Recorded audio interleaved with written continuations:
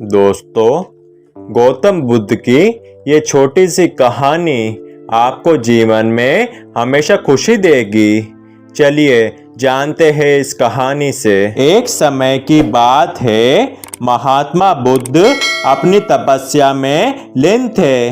उन्हें तपस्या में बैठे हुए कई दिन बीत चुके थे।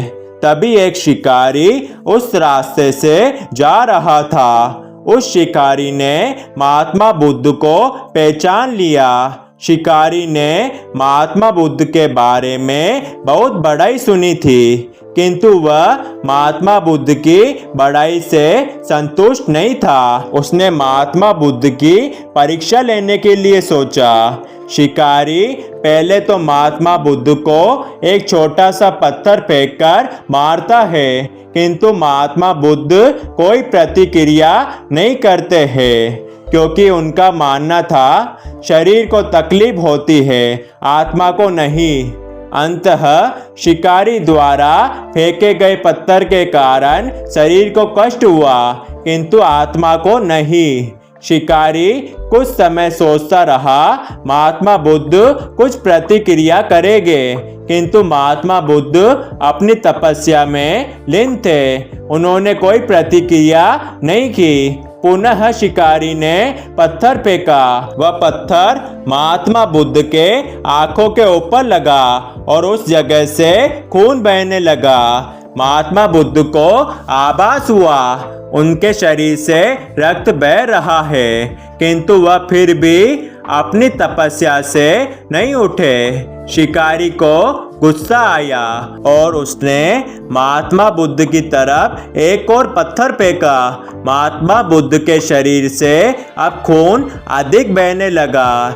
इतनी पीड़ा महसूस कर महात्मा बुद्ध के आंखों से आंसू निकलने लगा। शिकारी महात्मा बुद्ध के पास जाता है और पूछता है, आपको जब मैंने पत्थर मारा तो आपने कोई प्रतिक्रिया नहीं दी। महात्मा बुद्ध ने बड़े ही सरलता के साथ कहा, क्योंकि इससे मेरे शरीर को कष्ट हुआ है, मेरे मन को और मस्तिष्क को नहीं। शिकारी हैरान रह गया।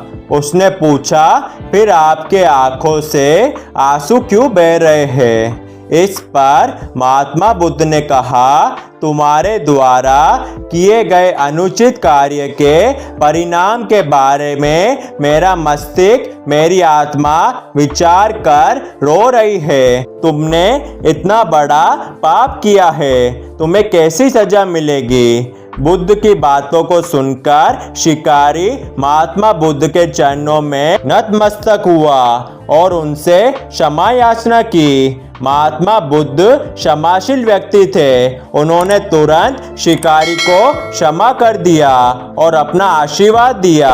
वह शिकारी महात्मा बुद्ध का आशीर्वाद पाकर एक महान व्यक्ति और साधक के रूप में जीवन व्यतीत करने लगा।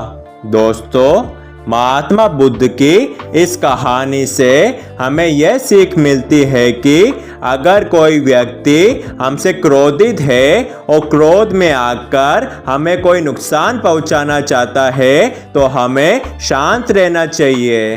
शांत रहकर उस व्यक्ति को माफ कर देना चाहिए, क्योंकि माफ करना मजबूत लोगों की निशानी है। क्योंकि माफ करने के बाद हम अपना जीवन बिना किसी चिंता के खुशी खुशी बिता सकते हैं।